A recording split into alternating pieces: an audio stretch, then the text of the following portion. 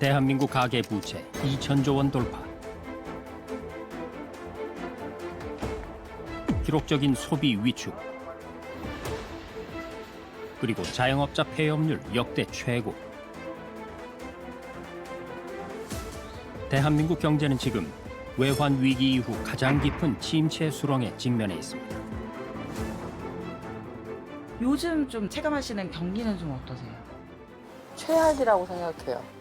시간이 지나면 지날수록 급격히 하락하는 경제를 저는 피부로 느끼고 있어요. 너무 걱정스러워요. 이제 우리가 어려운 데를 걸어야 되는 것 같고 무서워. 사는 게 무서운 생각이 들어요. 지금은 어쩔 수 오갈 데 없으니까 그냥 앉아 노는 거지 물건을 안 갖다 놓고 안 썩히는 게 나아.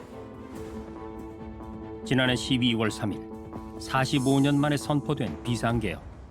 그 충격적인 조치는 대한민국 경제에도 큰 타격을 남겼습니다. 눈에 보이는 혼란은 단 몇 시간이었지만 그 여파는 국민 생활 곳곳에 고스란히 전해졌습니다.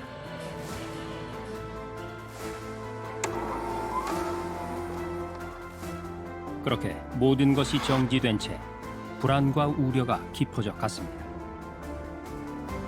앞이 잘 안 보였던 것 같아요. 계엄 이후에 암울했죠. 어느 방향으로 흘러갈지 그걸 예상할 수 없으니까 더욱더 경기가 얼어붙고 또 위축되고. 계엄 터진 한 일주일 정도가 거의 완전히 유령도시? 있던 회식 자리나 예약이 모든 당일 다 취소가 됐었으니까 그 다음 날까지도 다 모든 예약들이 다 취소가 됐었죠. 계엄을 때리지 않았다면 정부가 일을 했을 거라고 저는 생각을 해요. 이렇게 손 놓고 국민들이 먹을 마늘이 있는지 없는지조차 모르고 있지는 않을 것이었다고 저는 감히 생각을 해요. 절체절명의 위기 속에 국민들은 새로운 선택을 했습니다.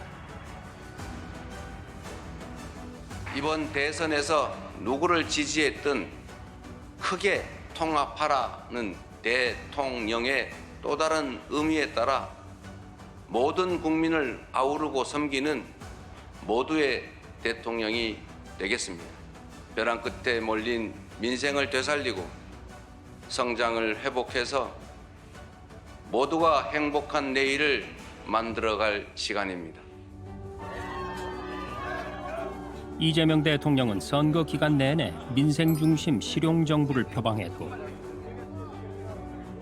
당선 직후 대통령직 속 비상경제 대응 전담반을 가동하는 등 발빠른 민생 경제 대응에 나섰습니다.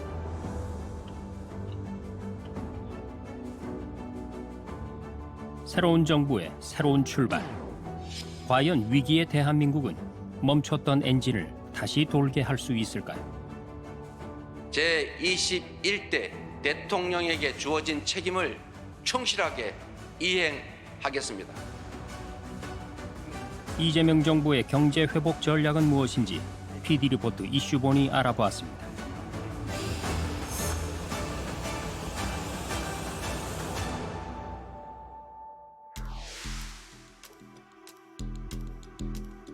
서울에 위치한 영등포 전통시장.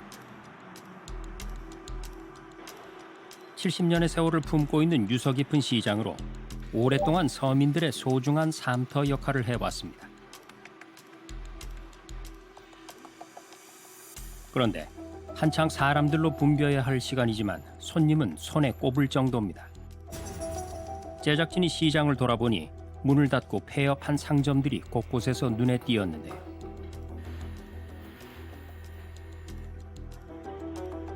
이곳에서 27년간 요구르트 장사를 해온 성연화 씨.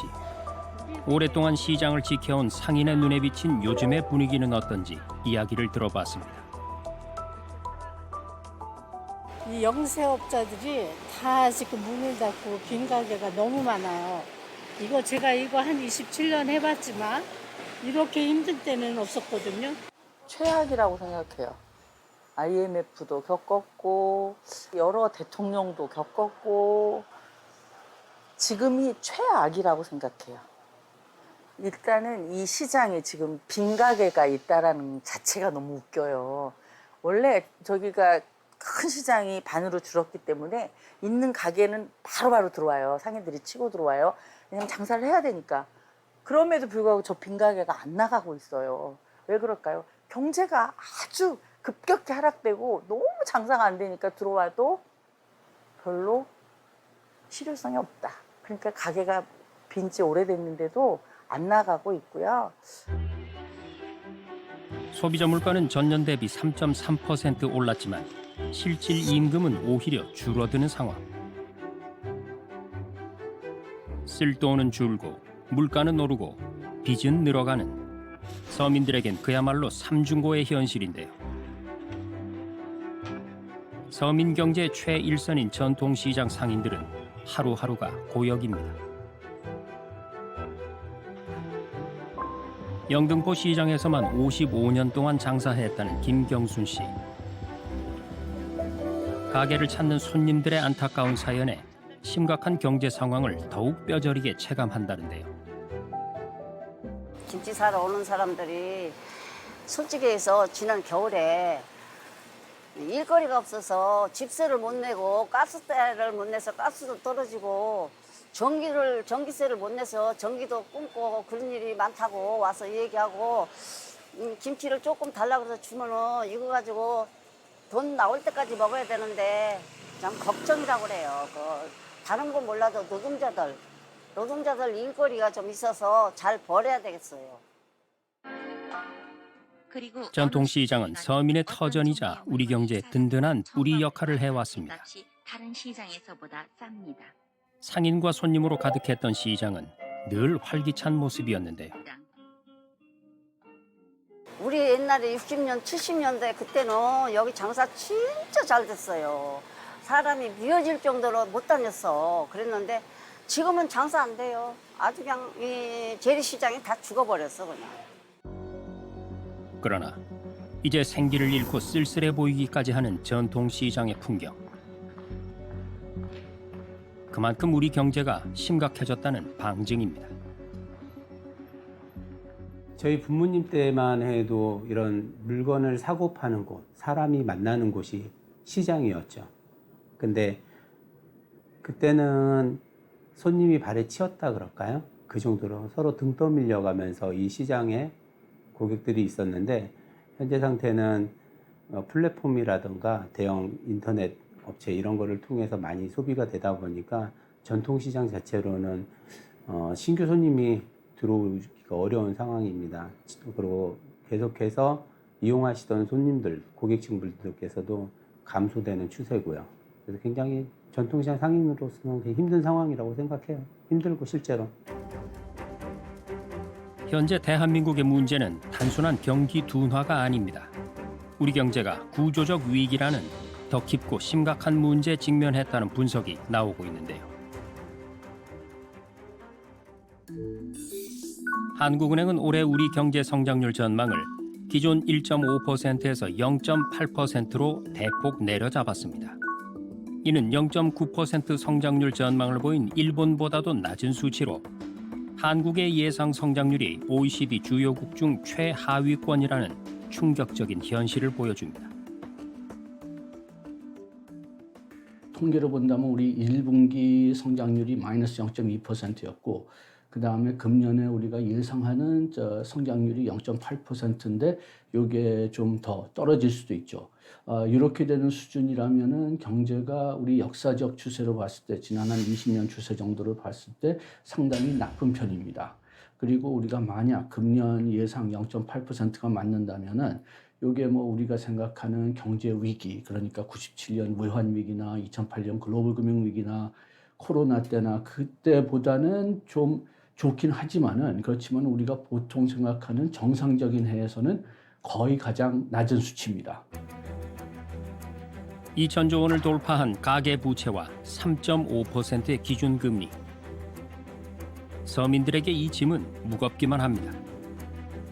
자영업자 대출 연체율은 1년 새 2배로 급증했고 자영업자 폐업률은 역대 최고 수준으로 우리 경제의 뿌리가 흔들리고 있습니다.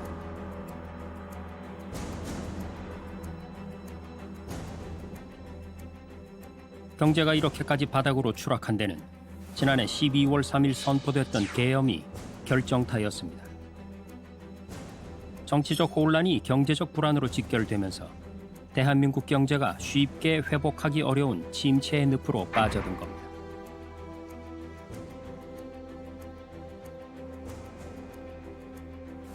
경제적 손실은 물론 국가 경쟁력 추락까지 불러온 그날의 뼈아픈 대가였습니다. 많은 분들이 이제 계엄 사태 때문에 이게 나랑 무슨 상관이야? 라고 하신 분들이 있었습니다. 하지만 엄청난 상관이 있죠. 환율 자체가 굉장히 요동쳤던 부분이 있습니다. 계엄 직후에 1,440원까지 이제 오른 적이 있었거든요. 자, 일단 불확실성이 커졌습니다. 그러면 외국인 자금이 이제 빠져나갔고요. 워낙 약세가 일어납니다. 그러면 환율이 상승하게 되죠. 그럼 환율 상승이 나에게 무슨 영향을 주느냐? 자, 수입 물가가 높아지게 됩니다. 우리는요, 더 많은 돈을 주고 이제는 물건을 들어올 수밖에 없었거든요. 그러면 수입 물가가 상승하죠. 시차를 두고 소비자 물가에 영향을 줍니다. 가뜩이나 고물가 시대를 지나가고 있는 상황에서 더더욱 물가 자체가 더더욱 높아질 수밖에 없는 구조로 갈 수밖에 없다라는 거죠. 그렇기 때문에 사실 계엄 사태는 우리나라의 경제에 악영향을 미쳤다. 이거는 누구도 부정할 수 없는 명확한 사실이다라고 말씀드릴 수 있습니다. 계엄 선포 이후 물가 상승에 연쇄 반응이 시작됐습니다. 정치적 불확실성이 원화 약세를 불러왔고 이는 곧바로 수입 물가의 급등으로 이어졌습니다. 정치 혼란의 여파가 민생 경제를 강타한 겁니다. 이런 충격은 고스란히 국민들의 장바구니 물가에도 그대로 반영됐고 결국 서민들의 생활비 부담으로 이어졌습니다. 소비자 물가 같은 경우는 4월 기준으로 2.1%가 나왔고요. 1분기도 평균 2.1% 이렇게 나왔습니다. 하지만 먹는 물가는 지금 생활 형편이라든지 먹는 물가는 좀 높거든요. 그러다 보니 많은 분들이 이런 부분에 대해서 이제 우려사항이 나타날 수밖에 없는 거고 이렇게 환율이 급등했던 것이 내 생활에 물가라는 지표에서 악영향을 주고 있다고 생각을 해봅니다. 그래서 많은 분들이 이제 민생 경제를 풀어달라라는 목소리가 이제 나오고 있는 것이죠. 대한민국 제21대 대통령 네 분께서 입장하고 계십니다. 큰 박수로 환영해 주시기 바랍니다. 그리고 2025년 6월 4일 새로운 정부가 출범했습니다. 민생 회복과 경제 살리기부터 시작하겠습니다. 불황과 일전을 치른다는 각오로 비상경제 대응 TF를 곧바로 지금 즉시 가동하겠습니다. 국가 재정을 마중물로 삼아 경제 선순환을 되살리겠습니다. 이재명 대통령은 취임 당일 첫 행정명령으로 비상경제 대응 전담반의 즉시 가동을 지시했습니다. 민생 회복을 위한 새 정부의 강력한 의지였습니다. 이재명 대통령은 2025년 6월 4일 취임 이후 첫 번째 비상경제점검 TF를 저녁 7시 30분부터 밤 9시 50분까지 주재했습니다. 이재명 대통령은 추경을 위한 재정 여력과 추경이 가져올 즉각적인 경기 진작 효과에 대해 구체적으로 묻고 적극적인 경기 민생 진작 대응과 리스크 관리를 주문했습니다. 비상경제점검 TF라는 건 결국 지금 현재 당장에 피부로 느낄 수 있는 어떤 경제 조치들을 직접적으로 먼저 하겠다라는 이제 의지고 또 그 가운데 뭐 위원회 방식이 아니고 어떤 예산 책정을 통해서 당장의 어떤 경기 효과가 있을 수 있게 만들겠다라고 하는 그런 측면에서 해석할 수가 있었습니다.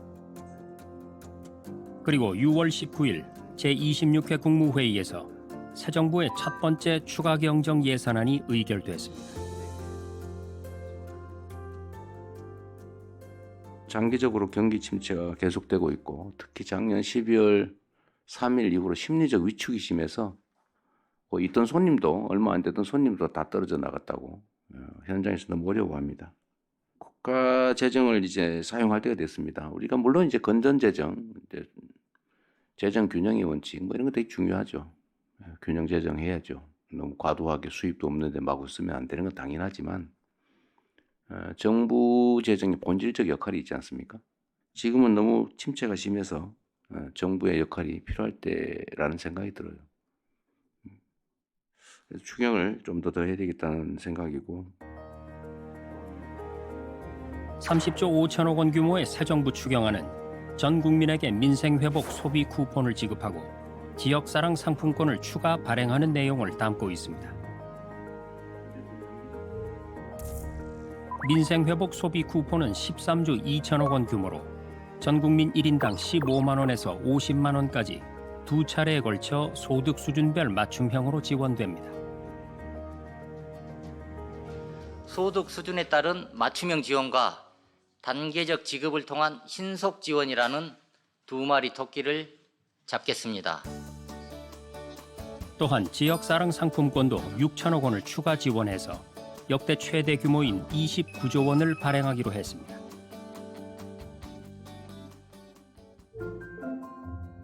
기존 7에서 10%인 소비자 할인율을 인구 감소 지역을 중심으로 7에서 15%로 확대할 계획입니다. 그리고 다가오는 휴가철에 대비해 숙박, 영화, 스포츠 등 5대 분야 할인 쿠폰 780만 장도 발행합니다. 고물가 상황이지 않습니까? 그러니까 대부분 소비가 굉장히 위축되어 있어요. 거기에 고물가 상황에 만약에 경기가 더 안 좋으면 더 위축돼서 우리가 지갑을 닫는다 이렇게 표현하죠. 거의 생활 필수 아니면 소비를 안 합니다. 외식도 안 하고 여행도 안 가고 이런 경우죠. 그런 경우에 뭔가 소비할 수 있는 무료로 주는 것 같은 느낌이 있지 않습니까? 무료로 주는 느낌이 딱 들어오면 소비 심리가 발동하는 거죠. 거기에다가 기간이 정해져 있기 때문에 안 쓰면 안 되는 거예요. 그러니까 일단은 소비 심리 개선에 굉장히 중요한 역할을 할 것 같다는 생각이 있습니다. 그러니까 지갑을 열 수 있는 동기를 만들어주는 거죠. 전 국민에게 지급이 되긴 하는데 차등 지급해서 취약계층은 더 많이 받거든요.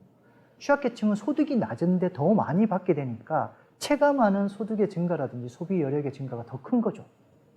그리고 취약계층은 대부분 필수재 소비에 집중되어 있어요. 그러니까 소비의 한계 성향이 높기 때문에 거의 이 소비 쿠폰의 거의 100%가 굉장히 단시간에 소비로 이어질 가능성이 상당히 높은 거죠. 결국 소상공인이나 지역에 있는 자영업자들의 매출을 증가시킬 가능성이 높고 지역화폐와 유사하게 아마 지역경제 활성화에 상당히 도움이 될 거라고 생각합니다. 이제 그 소비 쿠폰으로 소고기를 사 먹으러 갔다. 그럼 이제 소고기 사장님은 매출이 좀 늘어나는 거잖아요. 또 그러면 그분은 또 다른 곳에다 또 소비를 좀 더 많이 하고 그렇게 계속 연계가 될 수 있고. 그게 연쇄 효과고 파급 효과가 될 수 있는 겁니다. 그렇기 때문에 그 돈이 돈다는 말씀을 하시죠. 일각에선 이번 추경 편성이 자칫 물가 상승을 부추길 수 있다는 우려의 목소리도 있습니다. 2차 추경 내지는 소비 쿠폰의 목적 달성을 위해서는 정부가 굉장히 주의 깊게 물가를 관리하지 않으면 어렵다는 것이 바로 그런 맥락입니다. 물가의 상승 압력에 당연히 영향을 줄 수밖에 없고요. 물가를 제대로 잡지 않고 이 상승 압력을 제대로 통제하거나 관리하지 않으면 추경 내지는 지금 소비 쿠폰의 본질적인 목적인 소비 진작이 안 될 수가 있거든요. 그래서 당연히 그런 지적은 겸허하게 받아들이고 그런 것들이 부정적 효과를 최소화할 수 있게 정부가 물가 관리 내지는 사후 모니터링이 진짜 중요하다고 생각합니다. 그래서 이재명 대통령은 6월 13일 경기도 연천군을 직접 방문했습니다. 기본소득 시범지역으로 지정된 이곳에서 지역 화폐가 실제로 지역 경제 활성화에 미치는 효과를 점검하고 현장의 목소리를 듣기 위해서입니다.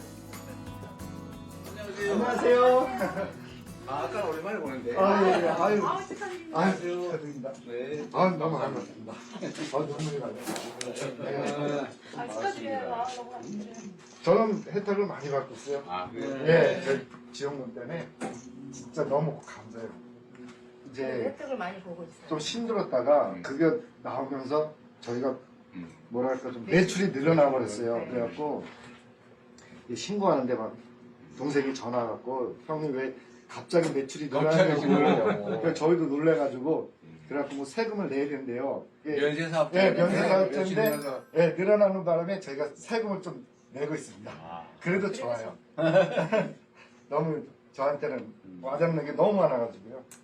네. 정부의 지원으로 다시 뛸 수 있는 힘을 얻은 사장님. 지역 화폐가 영세 자영업자들에게 실질적인 도움이 되고 있음을 보여주는 현장이었습니다.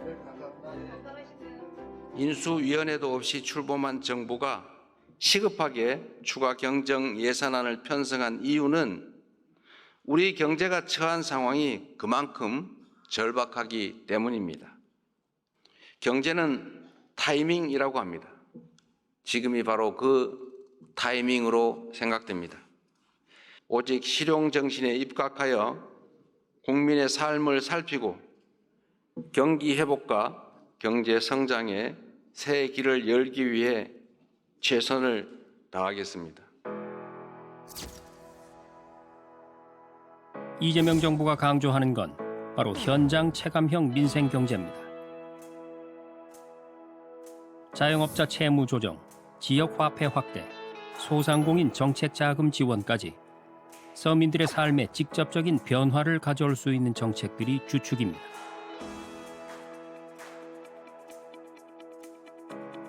실제로 이재명 대통령은 취임 이틀 만에 서울의 한 전통시장을 깜짝 방문하기도 했는데요. 직접 장을 보면서 상인들과 소통하는 행보로 민생 안정을 최우선으로 하겠다는 의지를 표명했습니다.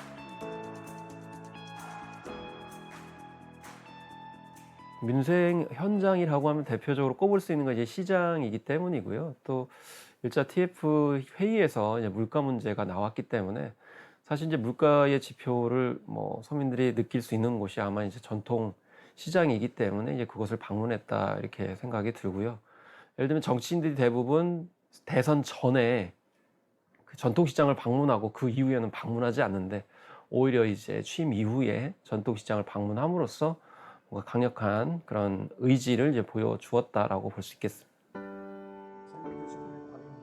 새 정부는 내수 경제 안정화에만 머물지 않고 인공지능 분야에 대한 과감한 투자를 통한 미래 산업의 혁신적 성장도 예고했습니다. 이재명 대통령이 울산 인공지능 데이터 센터 출범식에 직접 참석한 것도 그 일환이었습니다.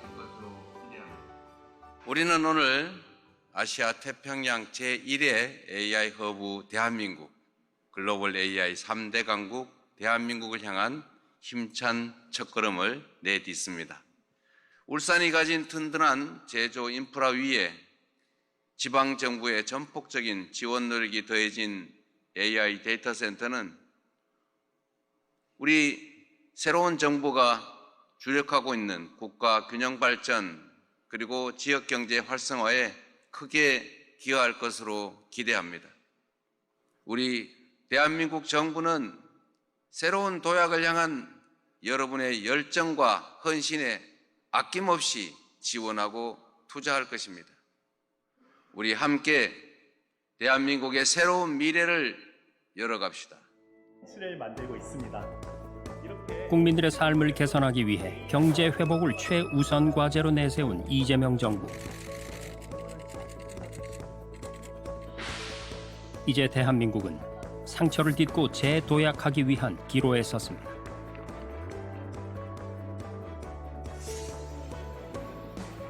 새 정부 정책에 눈과 귀를 기울이는 국민들.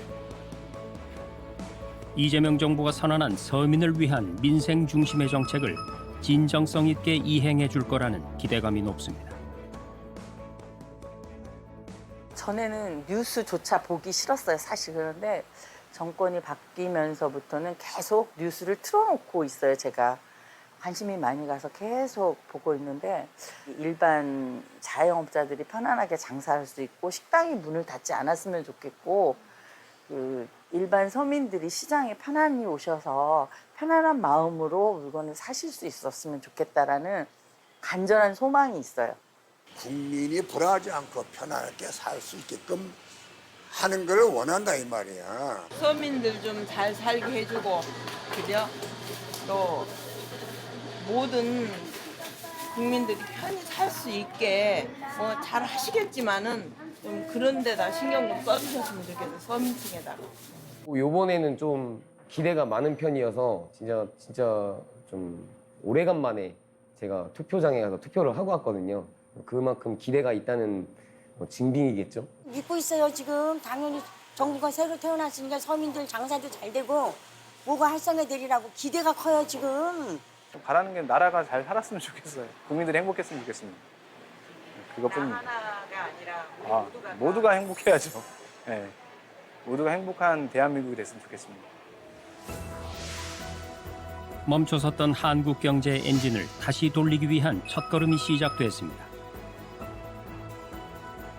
민생과 미래를 동시에 챙기겠다는 이재명 정부의 약속.